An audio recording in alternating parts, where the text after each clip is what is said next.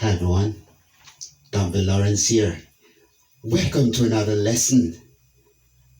Today's lesson we touch briefly on the important subject of chord progressions. But before we jump in, however, let's deal with a little theory here. Okay, the first thing I want to point out is that for the major scale, each note or tone corresponds to either a major or a minor chord. So before we look at major chord progressions, let's look at the different chords that are corresponding or that correspond to the different degrees of the major scale, and we're using the C major scale. C is the 1 or the first note, D is the 2, E is the 3, F the 4, G the 5, A the 6th, E the 7th, and we're on C again. So on the first note of the chord, which is C, the chord that corresponds to that is usually a major chord, and today we are dealing with the C major triad. C, E, G. So you can play the chord like this: C, E, G in left hand, C, E, G in right hand, or for your left hand you may just want to play the 1 and the 5, which is C and A and C, E, G. There are other ways. Alright? Good to know about root position and the different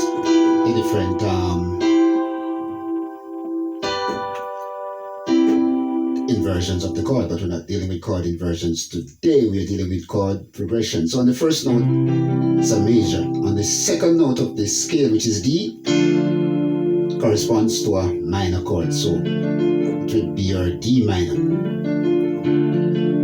On the third note of the scale, which is E, corresponds again to a minor chord.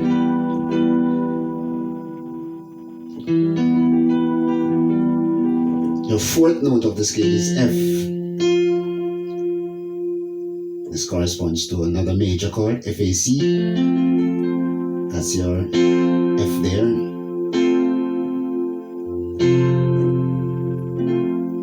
The fifth tone of the scale is your dominant chord, which is in this case is your G. G, B, D.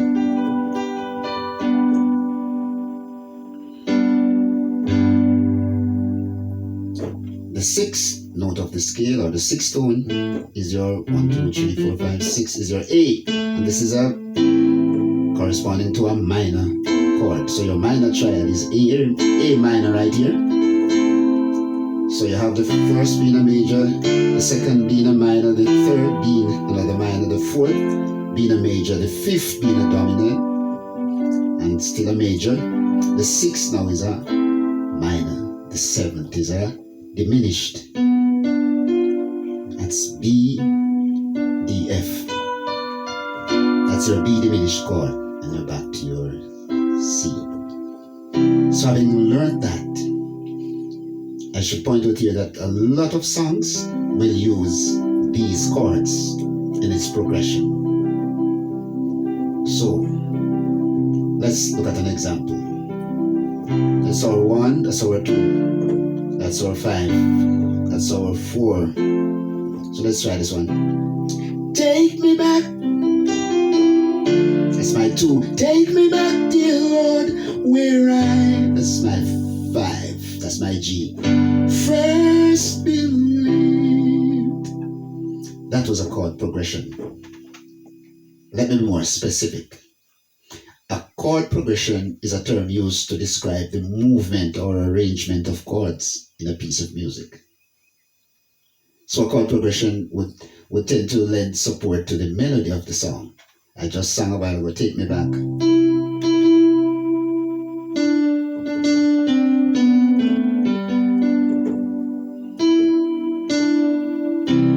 That's the melody, but I would use chords.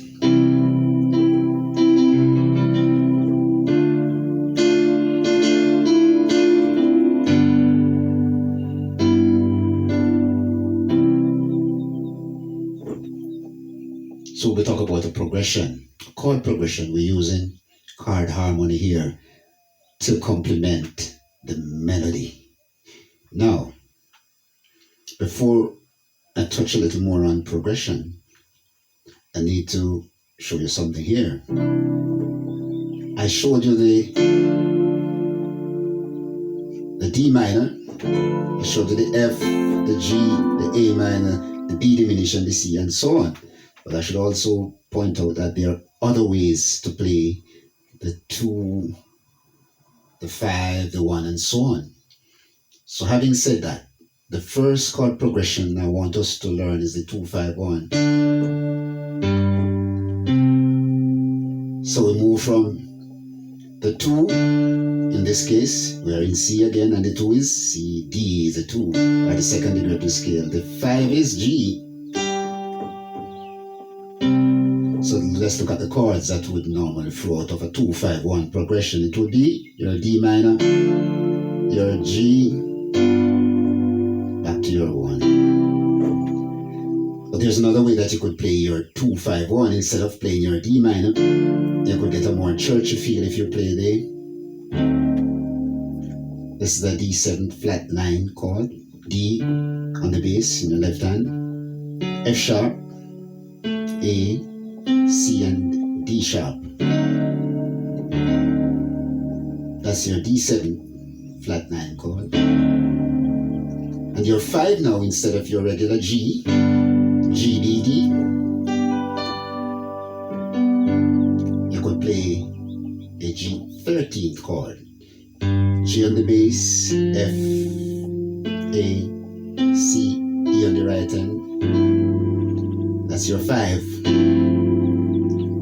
And you'll end on the first inversion of the C chord, which is right there. So your 2-5-1 would sound.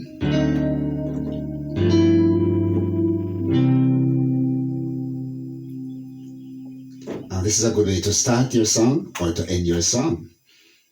There are tons of songs out there that could start using the 2-5-1 progression. So let's say I was going to sing, I will bless thee, O Lord. I will bless thee, O Lord. I will bless thee, O Lord.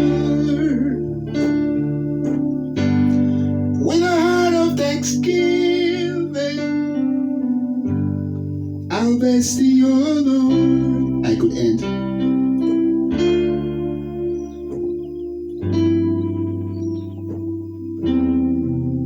Or I could end.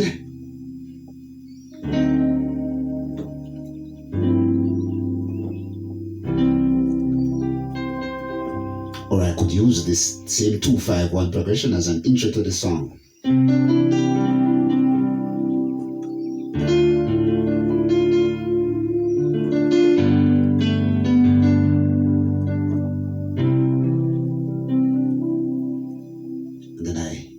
Song.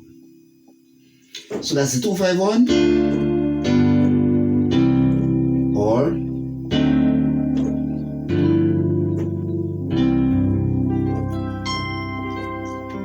so please practice to use that 2-5-1 progression. Go through some of your songs that you know and see where the 2-5-1 fits in, and learn it in other keys if you would. God bless you. Thank you for joining me on this lesson, and I trust that you learned something useful. And I look forward, of course, to your support. If you would just press that subscribe button, that you would share it with a friend, and you'll like this video and help us to promote Piano with Laura. God bless. See you next time.